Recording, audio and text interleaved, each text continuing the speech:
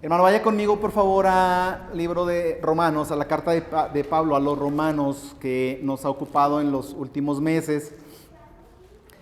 Y estoy seguro que usted no tendrá ningún problema en lo que yo le voy a compartir el día de hoy. Insistiremos en lo que hemos de insistir, reforzaremos lo que hayamos de reforzar. Nos gozaremos en las verdades que nuestros hermanos ya nos han compartido. Que Dios bendiga a los que me han antecedido en la predicación de la palabra, en la enseñanza. Y estoy seguro que volvemos a recordar el pasaje y volvemos a ser bendecidos. Amén. Entonces no llevamos ninguna prisa por terminar el año o terminar Romanos cuando termine el año. No tenemos un plazo establecido para terminar. Entonces Dios me ha permitido avanzar unos versículos del capítulo 10 que nos ocupa, pero también voltear un poquito hacia atrás, abarcando un poquito del capítulo 9, el 10 y el 11, pero nos vamos a enfocar en el capítulo 10, que es donde donde nos quedamos la semana pasada. Y con relación a la fidelidad de Dios es lo que hemos de exaltar. Su gracia soberana se pone por sobre todas las cosas. Y cuando pareciera que las cosas no están saliendo como Dios las planeó, usted no tenga ninguna preocupación, todo está bajo control. No es que las cosas se le salgan de control a Dios, o no es que Dios tenga que tener un plan B o un plan alterno para hacer las cosas. Pero si Él ha prometido estar con usted, levantarlo, sostenerlo en el hueco de su mano y ser fiel con usted para cumplir, que nadie lo va a arrebatar del hueco de su mano, tenga confianza en el Señor, no en sus fuerzas. Lo decíamos la última vez que estuve aquí de pie ante usted. No depende de las fuerzas con las que usted se aferra a Dios, depende con la fuerza omnipotente que Él lo tiene sostenido a usted. Amén. De la fuerza omnipotente. Y yo quiero pedirle que pues no por esta vez, sino todas las veces que pensemos en que perseveramos, que hemos perseverado, que estamos aquí probablemente venciendo el dolor físico, venciendo la carga de nuestro corazón. Si le preguntáramos probablemente a nuestro cuerpo, a nuestros huesos, dirían: no vayas. ¿A qué vas?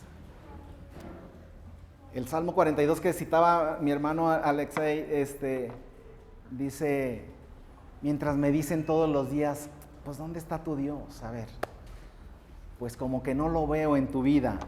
No, probablemente hoy en esta circunstancia, la gente no pueda ver el reflejo de un Dios omnipotente, pero ellos verán el poder de Dios. Ellos verán el poder de Dios. Y apenas la semana pasada nos compartía mi hermano Juan: ninguno de los que han creído en ti serán avergonzados. Ninguno será avergonzado. Él es el que levanta mi cabeza, dice el Salmo. Él es mi gloria y el que levanta mi cabeza. Aunque un ejército acampe contra mí, aunque familiares, aunque vecinos, aunque todo el mundo se vuelque contra mí, dice la Escritura, Él es el que levanta mi cabeza. Estamos aquí para glorificar el nombre de nuestro Señor, y su palabra nos guía y el Espíritu Santo nos guía a ello. Exaltar esa gracia soberana de Dios. Dice el verso donde, vamos a leer todo el capítulo 10 desde el versículo 1. Dice: hermano, ciertamente el anhelo de mi corazón. Yo sé que nos quedamos con mi hermano Juanito en el versículo 13, pero vamos a leer todo. Hermano, ciertamente el anhelo de mi corazón y mi oración a Dios por Israel es para salvación. Porque yo les doy testimonio de que tienen celo de Dios, pero no conforme a ciencia. Porque ignorando la justicia de Dios y procurando establecer la suya propia, no se han sujetado a la justicia de Dios. Porque el fin de la ley es Cristo, para justicia a todo aquel que cree. Porque de la justicia que es por la ley, Moisés escribe así: el hombre que haga estas cosas vivirá por ellas. Pero la justicia que es por la fe, dice así: no digas en tu corazón, ¿quién subirá al cielo? Esto es, para traer abajo a Cristo. O ¿quién descenderá al abismo? Esto es, para hacer subir a Cristo de entre los muertos. Mas, ¿qué dice? Cerca de ti está la palabra, en tu boca y en tu corazón. Esta es la palabra de fe que predicamos, que si confesares con tu boca que Jesús es el Señor y creyeres en tu corazón que Dios le levantó de los muertos, serás salvo. Porque con el corazón se cree para justicia, pero con la boca se confiesa para salvación. Pues la Escritura dice: todo aquel que en él creyere no será avergonzado, porque no hay diferencia entre judío y griego, pues él mismo que es Señor de todos es rico para con todos los que le invocan, porque todo aquel que invocar el nombre del Señor será salvo. ¿Cómo pues invocarán a aquel en el cual no han creído? ¿Y cómo creerán en aquel de quien no han oído? ¿Y cómo oirán sin haber quien les predique? ¿Y cómo predicarán si no fueren enviados? Como está escrito: cuán hermosos son los pies de los que anuncian la paz, de los que anuncian buenas nuevas. Mas no todos obedecieron el evangelio. Pues Isaías dice: Señor, ¿quién ha creído a nuestro anuncio? Así que la fe es por el oír, y el oír por la palabra de Dios. Pero digo, ¿no han oído? Antes bien, por toda la tierra ha salido la voz de ellos, y hasta los fines de la tierra sus palabras. También digo, ¿no ha conocido esto Israel? Primeramente Moisés dice: yo os provocaré a celos con un pueblo que no es pueblo, con pueblo insensato os provocaré a ira. E Isaías dice resueltamente: fui hallado de los que no me buscaban, me manifesté a los que no preguntaban por mí. Pero acerca de Israel dice: todo el día extendí mis manos a un pueblo rebelde y contradictor. Cuando llegamos al apartado, muy notable fue cuando salimos del capítulo 8 de Romanos. Habíamos viajado a través de 8 capítulos donde se nos enseña acerca de la naturaleza pecaminosa del hombre, donde se nos enseña acerca de la gracia salvadora y que no hay otro camino para salvación más que lo que estableció el Señor en Cristo Jesús, por el camino que Jesús ha abierto, y no hay otro camino, y no hay otra forma en la que el hombre pueda llegar a estar en la presencia de Dios, sino solamente por gracia. Y luego pasamos por el capítulo 6 al 8, donde abundábamos acerca de la necesidad de la santificación. El ser santos, el ser santificados. Y pareciera como que cuando brincamos al capítulo 9, pareciera como que se empezó otra carta, como que se está dirigiendo a otra iglesia, como que se trata de un asunto desconectado, pero no, está hablando de lo mismo. Incluso hay quien dice que si se quitaran los capítulos 9, 10 y 11 de la carta de los Romanos y se siguiera con el capítulo 12, seguiría el mismo ritmo y la misma intensidad de la carta. Pero al Señor le plació colocar aquí en esta parte los capítulos 9, 10 y 11 para exaltar la fidelidad de un Dios fiel, la grandeza o la grande fidelidad de un Dios fiel ante un pueblo infiel. Y entonces encontramos que lo que para nosotros viene siendo tan claro, y estoy seguro que usted no tendrá mayor empacho, y así espero, en decir junto conmigo cómo la regó el pueblo de Israel. O sea, para nosotros decimos, pero ¿qué les pasó a estos, verdad? Tan claro que está la palabra. Ahí dice en el Antiguo Testamento que iba a venir un Mesías, que iba a ser abierto un camino, que de la manera como la simiente de la mujer vendría un Salvador, y cómo viene, y cómo tan claro que se nos ha abierto a nosotros el Evangelio, y parece como que es algo tan claro, pero ellos toparon con una roca, ellos toparon con una piedra, ellos tropezaron con la piedra, con la roca que es Cristo. Ahora, hay 3 situaciones que quiere hacer resaltar el apóstol Pablo en estos capítulos, que es que hay un problema de la incredulidad judía, pero hay una soberanía divina y hay una responsabilidad humana. Y hay tres cosas, cuando menos, que el apóstol Pablo va a encargarse de explicarnos en estas cartas. Primero, número uno, y estará de acuerdo conmigo, el hombre que procura alcanzar la salvación tratando de guardar la ley será juzgado con base en ese esfuerzo. ¿Está de acuerdo con el apóstol Pablo? El hombre que procura, que se afana, que se desgasta, que invierte su tiempo, su esfuerzo en ganar por sí mismo, por sus propias justicias, la salvación, definitivamente dice la palabra de Dios que él va a ser juzgado con base en ese esfuerzo. Número dos, estará de acuerdo también con la palabra de Dios que nadie sobre la faz de la tierra, nadie que ha nacido en este mundo, con excepción del Señor Jesús, ha sido ni será capaz de cumplir la ley a plenitud. Nadie. No hay nadie que pueda cumplir la ley. ¿Está de acuerdo? Y luego, que el fracaso inevitable de cualquiera que sea que busque agradar a Dios por sus propias fuerzas o confiando en sus propios méritos,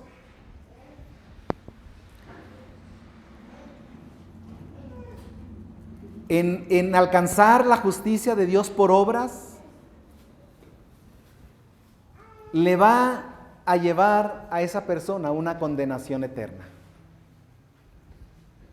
Son tres puntos claves que Pablo va a exaltar en estos tres capítulos, pero hemos pasado de donde hay un problema y pareciera que es un problema para Dios, pero no es ningún problema para Dios. Usted sabe, Dios no tiene ningún problema. El hombre tiene problema. Amén. El hombre tiene problema. El problema de la incredulidad del pueblo de Israel. Y luego la soberanía divina. Ahorita que dije de problema, hay alguien que le llama que hay un problema moral. Hay un problema moral cuando Dios trata de salvar al hombre pecador, pero también de que su justicia sea cumplida y establecida. Y pareciera que hay un problema moral, porque ¿cómo le hago para salvar a un hombre pecador? No hay nadie que sea justo, no hay quien entienda, no hay quien busque a Dios, no hay quien cumpla ni siquiera los mandamientos. Nadie puede ser salvo, ni salvarse a sí mismo, mucho menos salvar a alguien más. Entonces, ¿cómo le hace Dios para atraer a ese hombre que quiere salvar? Y pareciera, le digo, que alguien lo llama como un problema moral, pero la verdad es que Dios no tiene ningún problema. ¿Amén? Dios no tiene ningún problema. Hermano, ¿cuál es la responsabilidad nuestra cuando entendemos la soberanía de Dios? ¿Qué nos toca a nosotros como pueblo, como iglesia, como hijos de Dios, si atendemos y exaltamos una soberanía divina? ¿No es acaso nuestra obligación o nuestra responsabilidad el cumplir con la promulgación, con la predicación del Evangelio?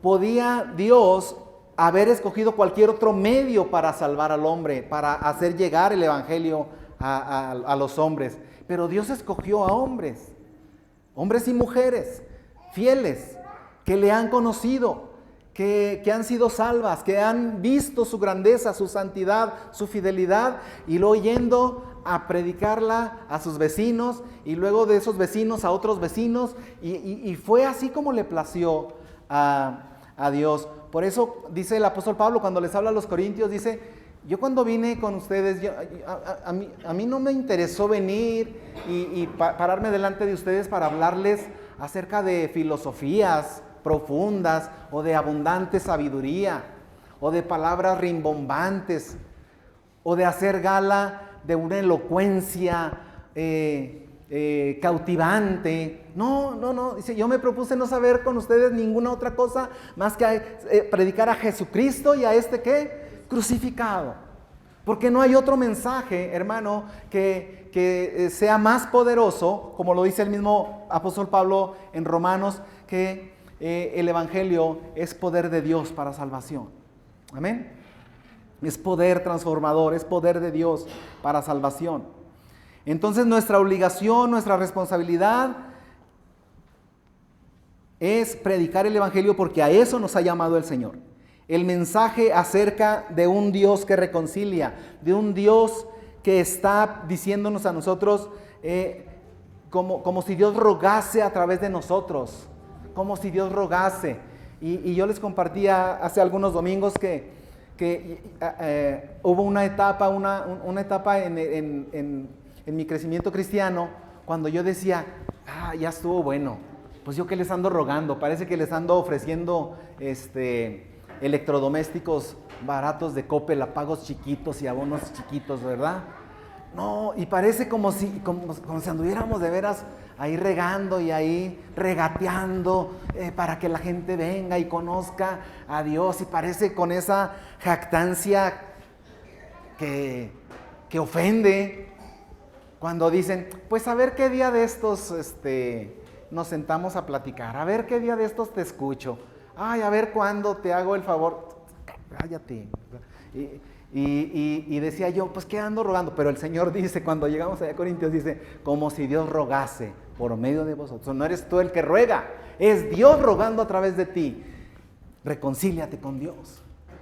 Ahora que hay esperanza, reconcíliate con Dios.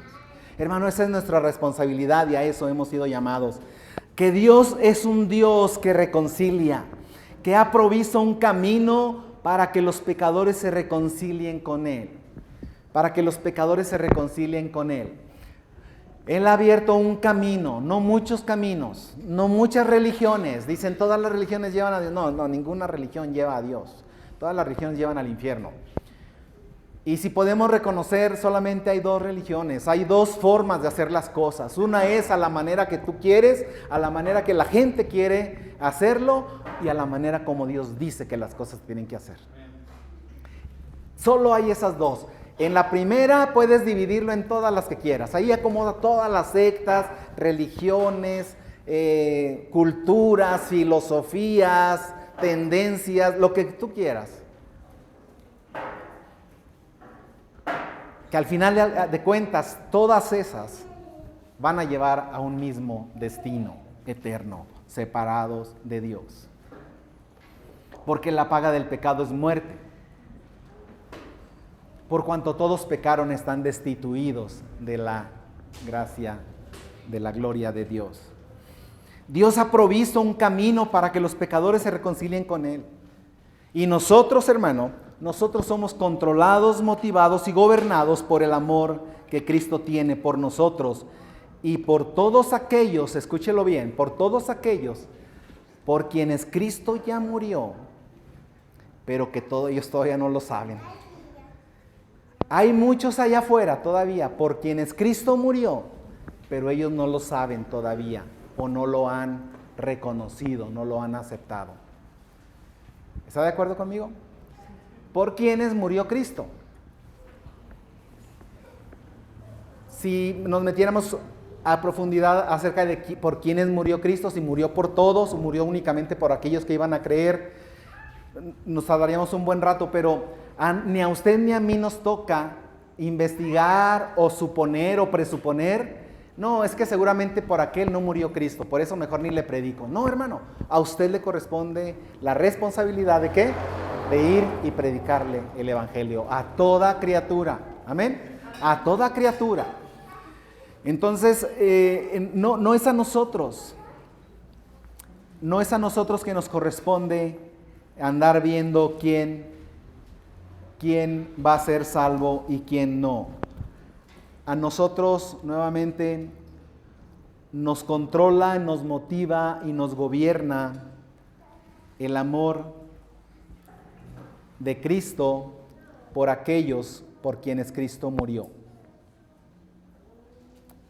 Todavía tiene el Señor mucho pueblo que no está en las iglesias. Tiene mucho pueblo. A la verdad la mies es mucha, dice el mismo Señor, pero los obreros son pocos. Debemos ir por todo el mundo y predicar el evangelio a toda criatura. Ahora, hemos podido ver, cuando pasamos por el capítulo 9, que la sabiduría y la gracia soberana de Dios al llevar a cabo su propósito a pesar de la incredulidad de Israel. A Dios no lo sorprendió la incredulidad de Israel. Dios no fue metido en un problema cuando a lo suyo vino, pero los suyos no le recibieron. ¿Y ahora qué hago? Ahora, pues a ver, sácate el manual para ver cómo se ha de salvar este mundo o qué tenemos que hacer. A ver, Espíritu Santo, vamos a hacer una reunión urgente porque a lo suyo vino, pero los suyos no le recibieron. ¿Qué tenemos que hacer? No, él ya sabía. Él ya sabía. Terminamos el capítulo, por eso quise darle una lectura panorámica a todo el capítulo. Termina el capítulo Pablo diciendo todo el día, va a decir todo el tiempo, muchísimos años. Los soporté 40 años en el desierto, los soporté y los he soportado tanto en su incredulidad y en su falta de fe. He tenido mis manos extendidas a un pueblo de dura cerviz, un pueblo que no dobla su cuello, no inclina su cuello, no dobla su rodilla delante del Dios omnipotente. Un pueblo de dura cerviz, a un pueblo rebelde y ¿qué cosa? Contradictor. Un pueblo rebelde y contradictor. Entonces a Dios no le sorprendió, no le tomó por sorpresa que a lo suyo vino, pero los suyos no le recibieron. Pero que a todos los que le recibieron, a los que creen en su nombre, les dio la potestad de ser llamados hijos de Dios. Amén. Y no solamente judíos, aunque lo menciona el apóstol Pablo en 2 o 3 ocasiones en los capítulos que ya estudiamos, al judío primeramente y también ¿qué? Al griego. Al judío primeramente y también al griego. ¿Por qué? Porque a los ojos de Dios, y ya lo hemos visto, había solamente 2 tipos de personas en la antigüedad: los judíos y los gentiles. ¿Sí? ¿Quiénes eran los judíos? ¿Quiénes eran Israel? Los descendientes de Abraham, a quienes les fueron dadas las promesas. ¿Sí? La simiente de ahí iba a venir Cristo. Les fue dada la palabra, las promesas, el evangelio, la presencia de Dios. Ellos mismos vieron la gloria manifiesta, la presencia manifiesta de Dios en el Shekinah, en el tabernáculo de reunión. Y la otra parte del mundo eran los gentiles. Todos aquellos que no eran griegos se les llamaba gentiles, pero ahora el Señor viene y nace una nueva creación, un nuevo grupo de gente con la que Dios tiene que tratar. Entonces ahora ya no nada más hay judíos, gentiles, al judío primeramente, pero también al griego para hacer una nueva creación. ¿Quién es esa nueva creación? Los hijos de Dios, la iglesia del Señor. Nosotros no somos judíos. ¿O usted es judío? ¿Usted es israelita? Yo tampoco. ¿Sí? Éramos gentiles conforme a la carne, a lo terrenal, pero ahora somos llamados hijos de Dios, somos la iglesia del Dios viviente. Amén. Somos la iglesia del Dios viviente. Y entonces, esa incredulidad del pueblo de Israel no para nada tomó por sorpresa a Dios. Ahora, podemos ver que había un anhelo de Pablo hacia Israel, había algo que lo unía a Israel, su consanguineidad. Había familiares en la carne de Pablo que no eran creyentes. Y Pablo expresaba un dolor porque esos parientes en la sangre, pero no nada más parientes en la sangre, pero compatriotas judíos, israelitas, no habían creído en Jesús. Y no creían.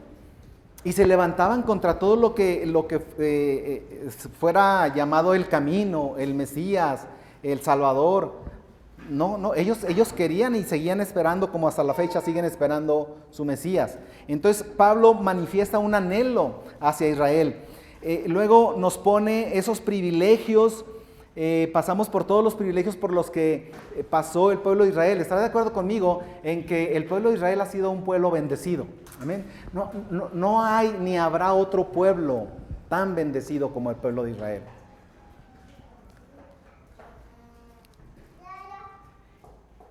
Y luego nos explicaba nuestro hermano Josué acerca de la posteridad natural, es decir, en la carne de los descendientes de Abraham. ¿Sí se acuerda? Descendientes de Abraham conforme a la carne, pero descendientes de Abraham conforme a la fe. Y entonces empieza a establecer una diferencia, como dentro del mismo pueblo de Israel se tenía que hacer una división. Y lo que después, bien nos lo decía nuestro hermano, se formó un remanente. Hubo unos cuantos, como todavía hasta la fecha, unos cuantos, unos pocos. La iglesia, mire hermano, los creyentes en Cristo nunca vamos a ser mayoría. Nunca vamos a ser mayoría. ¿Podrá el evangelio, como en los últimos años, ponerse de moda el ser cristiano? Porque luego se pone hasta de moda. Todo mundo es cristiano. Y dejan la religión católica y se meten ahora a la religión cristiana. Así, literalmente a la religión cristiana. Y solamente cambiaron del lugar donde reunirse, pero sus actitudes, sus costumbres y sus pecados siguen siendo los mismos. ¿Verdad que sí? Entonces, empieza a haber una separación entre el mismo pueblo de Dios y empieza a ver cómo de ese pueblo de Israel solo unos cuantos habían seguido la fe. Y conforme a la fe, obedecieron. Y por la fe, y así como nos lo dice Hebreos 11, por la fe ellos anduvieron en el camino de Jesucristo. Pero ¿cómo si el Señor Jesucristo apenas nació hace 2000 años? Pues sí, pero los tipos de Cristo lo anunciaban desde el Antiguo Testamento. Ellos lo obedecieron por fe, por la fe que estaba puesta en el monte Calvario, en la cruz del Calvario, donde Cristo murió hace 2000 años. Esos sacrificios, esas obediencias, ese ir o ese venir, ese llevar o traer en la fe que hicieron esos hombres del que habla Hebreos 11, fueron puestos en la cruz del Calvario. Ahora, vimos también que la misericordia de Dios está bajo su voluntad soberana. Y este es una de las cosas que voy a destacar en un ratito. Porque es en este punto donde la gente encuentra mayor tropiezo. Cuando la misericordia de Dios está bajo su voluntad soberana. ¿De qué se trata eso? Pues sí, así como lo dice tan claramente, tendré misericordia ¿de quién? De quien yo tenga misericordia. Y pareciera una forma brusca de escribir de Pablo, pero cuando veo la forma como Jesús llegó a contestar de una manera también tan brusca. ¿Se acuerda esa caminata junto al mar cuando estaba hablando Pedro y Jesús en esa plática restauradora del espíritu de Pedro? Y va el discípulo amado ahí atrás, va Juanito, iba ahí atrás ahí de Jesús, y le dice Pedro: oye, ¿y este qué? Así como diciéndole, pues dile que se vaya, ¿verdad? Pues me da vergüenza que me estás llamando la atención y pues no quiero que me escuche. Dice, ¿y qué a ti? Déjalo. ¿Qué a ti? Si yo quiero que él quede hasta que yo venga, ¿qué a ti? O sea, si lo ponemos en las palabras actuales, ¿qué significaría ese qué a ti, hermano? Ay, qué feo se oyó. Pero así, ¿a ti qué? Y no se detuvo a decirle más cosas, ¿verdad? Pero así es el Señor. Cuando Jesús está hablando de aquellos obreros de la viña que fue por ellos a la plaza, ¿se acuerda que estaban ahí desempleados, y va y se trae unos cuantos y los pone a trabajar desde las 8 de la mañana? ¿Sí? ¿Sí se acuerda de ellos? Y luego fue por otro montón de flojitos que andaban ahí en el jardín y órale, vénganse a trabajar y te voy a pagar tanto, ¿verdad? Y fue por otros a las 3 de la tarde y vénganse a trabajar en mi viña y te voy a pagar tanto. Y luego ya cuando llega al final del día, pues el que trabajó desde las 8 de la mañana esperaba que le pagaran más. Y le pagó lo mismo que el que entró a trabajar a las 5 de la tarde, ya nada más trabajó 3 horas o 2 horas. Y le dice, oye, ¿por qué haces eso? No está bien. Yo estoy trabajando desde las 8 de la mañana. Y que apenas entró hace 2 horas, le estás pagando lo mismo que a mí. Dice, yo puedo hacer con lo mío, ¿qué cosa? Lo que yo quiera. ¿Qué a ti? ¿Qué a ti? Por eso cuando el apóstol Pablo usa esta palabra que parece dura cuando dice, yo tendré misericordia de quien yo quiera tener misericordia y te me callas. No, así dice la palabra de Dios. Sí, cállese delante de Dios toda boca, para que toda boca se cierre, ¿verdad? Así. Yo tendré misericordia del que yo quiera tener misericordia. Ahora, los profetas anunciaron esa ceguera de Israel y la misericordia a los gentiles. Encontramos también cómo Pablo tiene una conexión personal con Israel, con el Israel incrédulo. Y estoy seguro todo el sufrimiento que Pablo tenía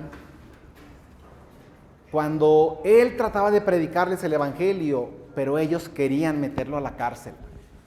Usted sabe todo lo que tuvo que enfrentar Pablo contra el pueblo de Israel, aquel pueblo que lo tenía primero en gran estima porque era celoso de la ley, ¿verdad que sí?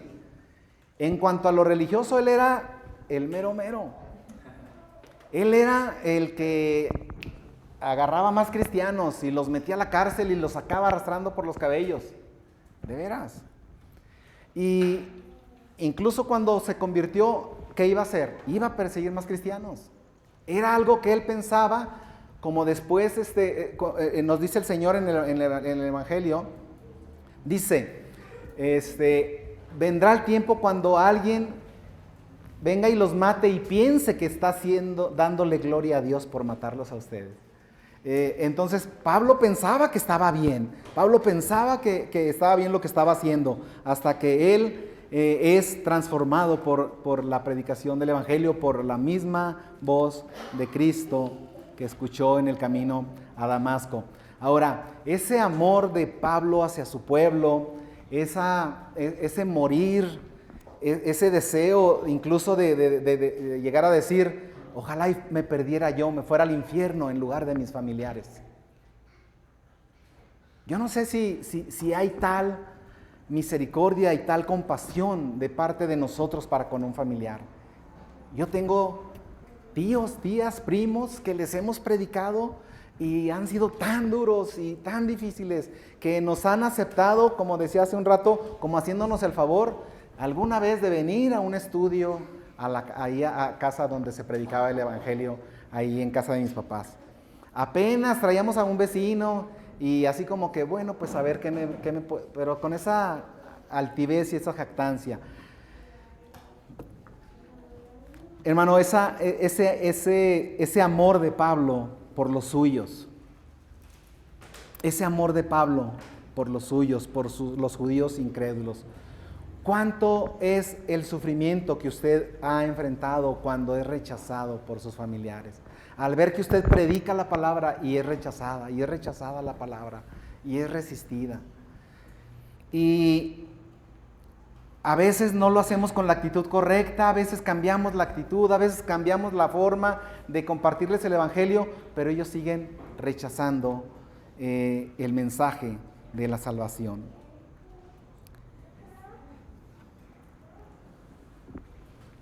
Pablo llegó a ser considerado pues como un traidor a sus tradiciones judías. Y muchos de nosotros que fuimos de los primeros creyentes que el Señor salvó en nuestra familia, en mi caso así fue, así me consideraban. Familiares, primos me decían, pues es que ¿por qué traicionaste? ¿Por qué te saliste? ¿Por qué ya no eres?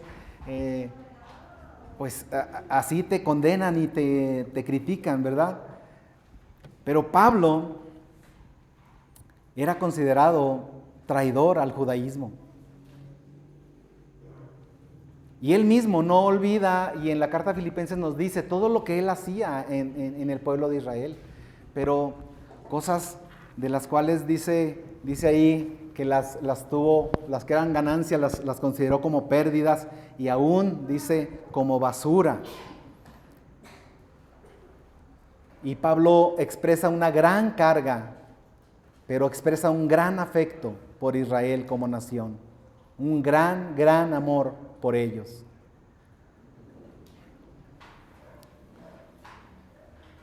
Y por esa carga, y por ese afecto, y por ese amor, Pablo tenía que hablarles la verdad como iba, hermano. Pablo no podía estarles adornando el evangelio. Pablo no pretendió suavizarles el evangelio y les dio y les dirigió la atención a dos columnas que ponen en alto en la religión judía, que es la descendencia física de Abraham. Para ellos es algo de tanto orgullo y de tanta jactancia. Un judío se cree, ahora sí que hecho a mano, ¿verdad que sí? Los judíos en la carne, hermano, son bien creídos. ¿Son bien qué? Bien creídos, hermano. Bien chocantes, bien altivos, bien altaneros. Se sienten superiores al resto de la gente. Y es algo que Pablo tuvo que derribar en el pueblo de Israel. Imagínense, o sea, quitarles esa identidad de creer que son descendientes de Abraham, cuando el mismo Jesús en la predicación en el Evangelio de Juan les empieza a decir: si ustedes fueran hijos de Dios me amarían, si ustedes fueran descendientes de Abraham me amarían, porque yo vengo de ahí, pero ustedes son hijos del diablo. Pablo se los dijo con toda la palabra. El apóstol Pablo no se los dijo tan feo, pero les dijo: ustedes no son descendientes de Abraham, no conforme a la descendencia física de la carne. Entonces esta es una de las fortalezas que tenía el pueblo de Israel. Y la otra es la justicia por las obras bajo la ley. Ellos confían mucho en lo que hacen, en sus buenas obras. Ahora, el decirle estas cosas al pueblo de Israel era tumbarlo y dejarlo sin identidad, pero es eso precisamente lo que el evangelio tiene que hacer con cada uno de nosotros. Todo aquello en lo que hemos puesto nuestra confianza y nuestra esperanza tiene que ser quitado de en medio. Y si tu confianza y tu esperanza está en la profesión que estudiaste, en la carrera que tienes, o en el esposo que Dios te dio, o en el lugar donde naciste, y tu jactancia y tu gloria es quién fue tu papá conforme a la carne, hermano, todo eso Dios va a venir y en su amor y en su misericordia va a derribar todas aquellas cosas que son para ti jactancia, gloria, confianza. ¿Por qué? Porque el único que ha de ser puesto en el trono de nuestro corazón, el único cimiento donde ha de descansar nuestra fe y nuestra esperanza es en Jesucristo. No hay otro, no hay otra. No hay otra jactancia, no hay otra cosa de que jactarse.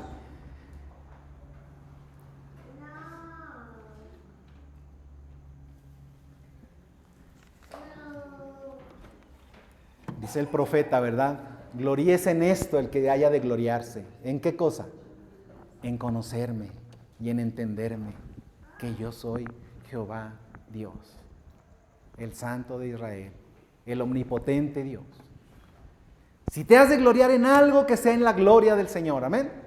En la grandeza de su poder, en la grandeza de su amor y de su misericordia. Entonces el apóstol Pablo tenía que venir y quitarles esas dos columnas donde descansaba cómodamente el pueblo de Israel para esperanza, para confianza.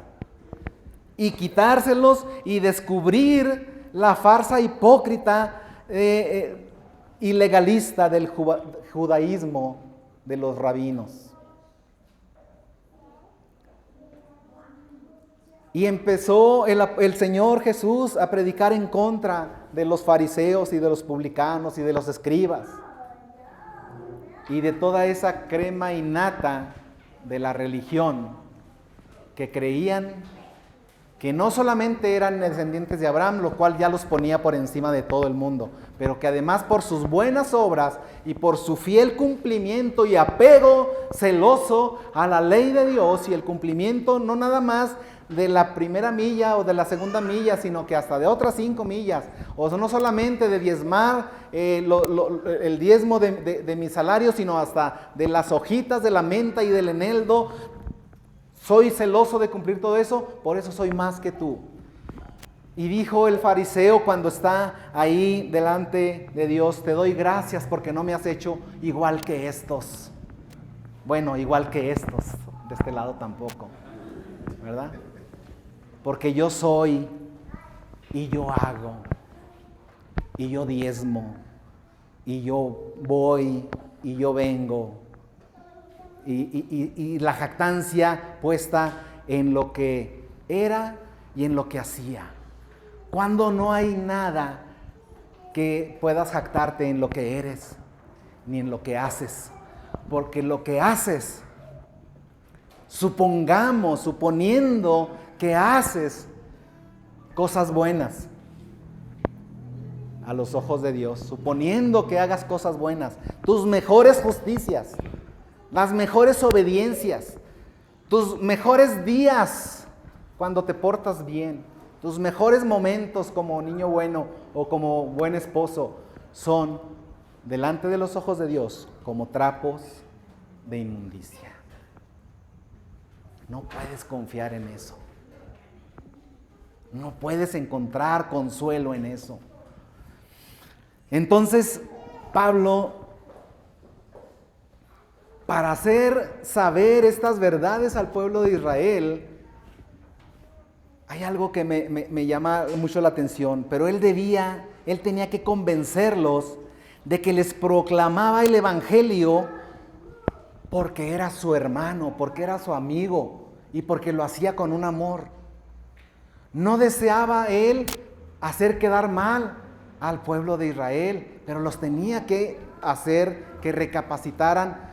Y si dependía de Pablo, él dijo: yo mismo me voy a gastar, lo que decía Pablo de las iglesias, aún de lo mío me gastaré y aún yo mismo me gastaré con tal de alcanzar a los perdidos. Y Pablo tenía que convencer pues al pueblo de Israel de que él no era su enemigo, de que el evangelio no estaba separado de las profecías, sino que era el cumplimiento de las profecías. Y que había un amor profundo de Jesús por su pueblo, pero había un amor profundo de Pablo por su pueblo. Tenía que enseñarles que les proclamaba el evangelio como un amigo, para protegerlos y para rescatarlos, no como un enemigo, no para compararse con ellos. Pablo, hermanos, tuvo que mostrarles su corazón antes de enseñarles teología, antes de enseñarles la teología. Y muchos de nosotros quizá ese ha sido un problema, porque hemos predicado el evangelio queriendo exaltar conocimiento, pero el conocimiento envanece, pero el amor edifica, el amor salva. Que cuando prediques el evangelio, la gente pueda percibir un amor real, una obediencia real a un Dios que es paciente todavía para con todos, no queriendo que ninguno perezca, sino que todos procedan al arrepentimiento. No antepongas teología, leyes, legalismo.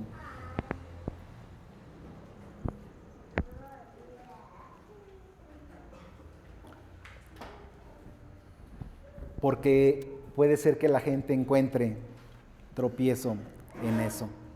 Hay que mostrarles entonces, hermano, nuestro corazón antes de querer que aprendan teología. Primero, que el Señor les salve y luego el Espíritu Santo les llevará a toda verdad, ¿verdad que sí? Él les guiará a toda verdad. Ahora, hay una conexión de Dios con Israel, así como de Pablo con Israel, también Dios con un pueblo incrédulo. El pueblo de Israel, se los decía hace un momento, ha sido un pueblo tan bendecido, muy, muy bendecido. Pablo amaba a Israel porque era el pueblo elegido por Dios. Él nunca tuvo en menos a los judíos, los amaba y aunque fue mandado a predicar a los gentiles, él en cuanto tenía oportunidad, ¿qué hacía Pablo cuando llegaba a una nueva ciudad? ¿Qué hacía el día de reposo? Se iba a la sinagoga y ahí enseñaba y ahí predicaba y les predicaba a los judíos. Entonces, él les mostraba ese amor de una forma muy, muy especial. Y se resaltan esos privilegios que Dios les dio al pueblo de Israel, esa gracia que les concedió. Además de los privilegios que aquí se mencionan, hay entre el pueblo de Israel, yo no sé si usted lo sepa, pero a mí me sorprende que en cuanto a las bellas artes, el pueblo de Israel es sobresaliente. Es sobresaliente. En ciencias, los judíos son sobresalientes. ¿Sí sabía eso? Una buena cantidad de los premios Nobel son judíos. En el arte, en la música, en los negocios no se diga. Tienen una manera de administrarse que les va bien. En lo educativo, en el liderazgo, en la política, en la agricultura, no se diga. Ellos transformaron, claro, por la gracia de Dios, pero transformaron el desierto en grandes campos de cultivo, muy, muy ricos en producción, en agricultura, en inteligencia. De modo que no nos cabe duda que Dios plantó un viñedo especial, ¿verdad que sí? Cuando dice en Isaías capítulo 6, Isaías capítulo 5, que él había comprado esa ladera, ese terreno y la despedregó y la limpió y removió la tierra y la sembró de vides escogidas. Entonces Dios quería un pueblo especial, pero sabemos lo que dice el canto del amado por su viña, que dice Isaías, ¿verdad? Rechazaron a Cristo. El más grande privilegio que el pueblo de Israel pudo haber tenido es que ellos vieron nacer a Jesús. Que Jesús nació, que Jesús creció y caminó entre ellos en el pueblo de Israel. Y sin embargo, no lo reconocieron, no lo recibieron, ellos lo rechazaron. Rechazaron a Cristo, bendito por los siglos de los siglos. Ahora, esta incredulidad de Israel es consecuente con el plan de Dios en cuanto a sus promesas.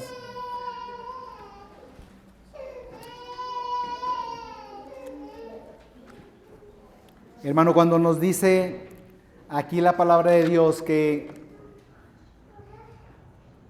dice al final del capítulo 9,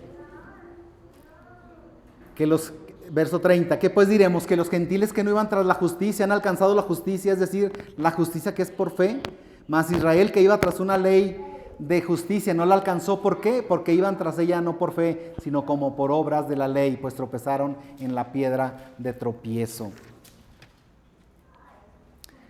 Un pueblo que tropezó en la piedra de tropiezo, tropezaron en Cristo.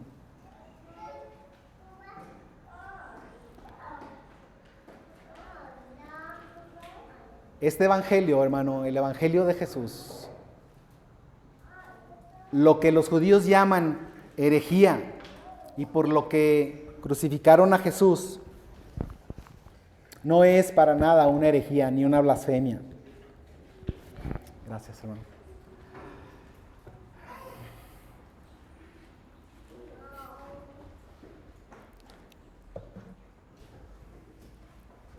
El rechazo que los judíos tuvieron por Jesús no es para nada una herejía. Y lo rechazaron de una manera individual y como nación.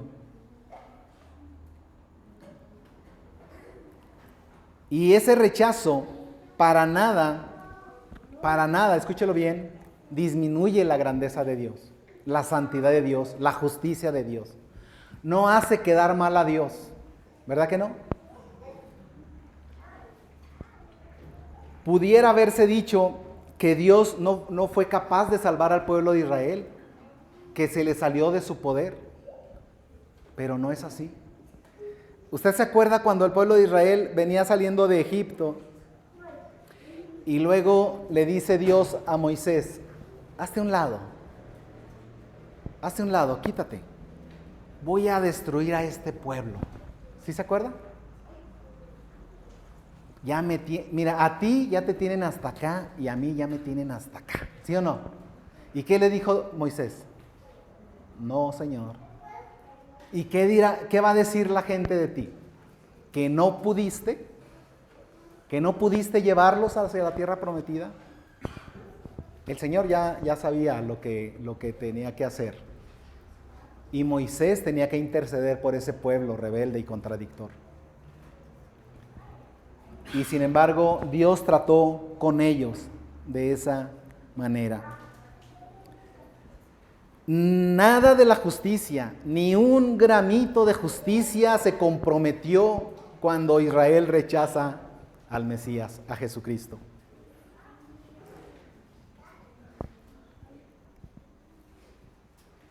De ninguna manera el modo carácter justo y santo de Dios no se ve afectado.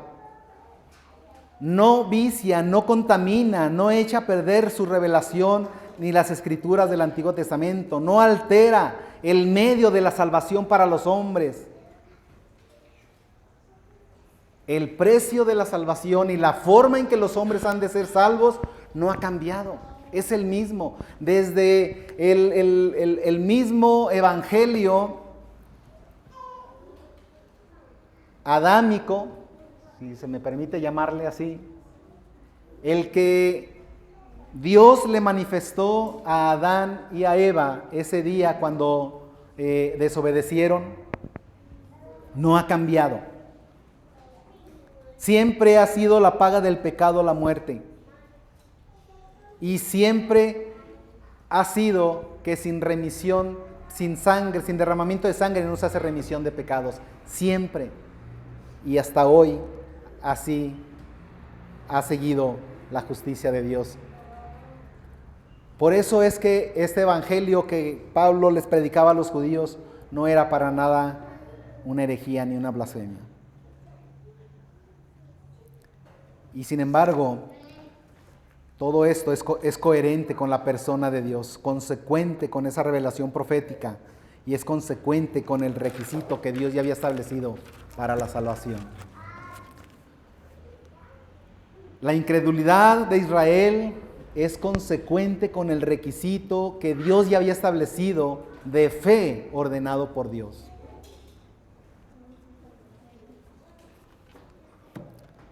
Vamos a terminar, por favor, esta tarde en Hebreos capítulo 4, por favor. Y me ocuparé unos momentos en decirle de qué manera esto nos ha de servir a nosotros que nos han alcanzado el final de los tiempos, como dice la palabra de Dios. Capítulo 4 de Hebreos. Y aunque está hablando del reposo, y sabemos que nuestro reposo es Cristo, dice el verso 2, porque también a nosotros se nos ha anunciado, ¿qué, hermano? La buena nueva. Cuando dice también a nosotros es que a quienes ya se les había anunciado. A ellos, al pueblo de Israel, se les anunció la buena nueva. Y también a nosotros se nos ha anunciado la buena nueva. ¿Cuál es la buena nueva? El mensaje de salvación, el evangelio de Jesucristo. ¿Sí? Y luego dice, como a ellos, pero no les aprovechó el oír la palabra. ¿Cuál palabra? La palabra de fe. La misma palabra que nos dice que esta es la palabra de fe que os anunciamos, ¿verdad? Que si creyeres con tu corazón y que si confesares con tu boca que Jesús es el Señor, sí, serás salvo. Esa es la misma palabra de fe que a ellos se les había sido anunciada. Pero ¿qué dice aquí? Pero no les aproveché el oír la palabra, ¿por qué? Por no ir acompañada de fe en los que la oyeron. Por no ir acompañada de fe. Esa misma palabra que te fue revelada a ti, que te fue manifestada a ti cuando te anunciaron el evangelio, es la misma palabra. ¿Creemos entonces que solo a ellos les pudo pasar esto? ¿Habrá entre nosotros todavía algunos que habiendo recibido la palabra no les aproveche para salvación por no ir acompañada de fe? Sí, sí. Puede haber entre nosotros, y casi puedo estar seguro que los hay, aquellos a quienes les ha sido anunciada la palabra, pero que no les ha aprovechado por no ir acompañada de fe. Porque siguen teniendo el mismo problema del pueblo de Israel. Siguen confiando en sus propias obras, en sus propias justicias. Porque te sigues creyendo superior a los demás, a quienes no les ha sido anunciada la palabra. Porque nos seguimos creyendo superiores a los demás.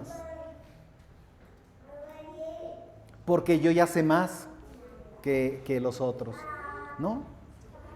Todavía, hermano, esta misma palabra puede ser que no aproveche a muchos de los que ahora nos reunimos en las iglesias por no ir acompañada de fe, porque nuestro corazón está todavía descansando en una justicia propia. Dios tenga misericordia de nosotros. No solamente entonces se trata 9, 10 y 11 de Romanos de hacer una crítica encarnizada contra el pueblo de Israel, sino en ver las cosas en las que ellos tropezaron para que a nosotros no nos pase. Y todo esto, como dice Pablo a los Corintios, se dejó escrito para que nos sirva de ejemplo a nosotros. Amén. Seguiremos en el estudio de la palabra de Dios la próxima semana. Y nuevamente, que Dios nos muestre el camino que hemos de andar en obediencia delante de sus ojos. Vamos a orar.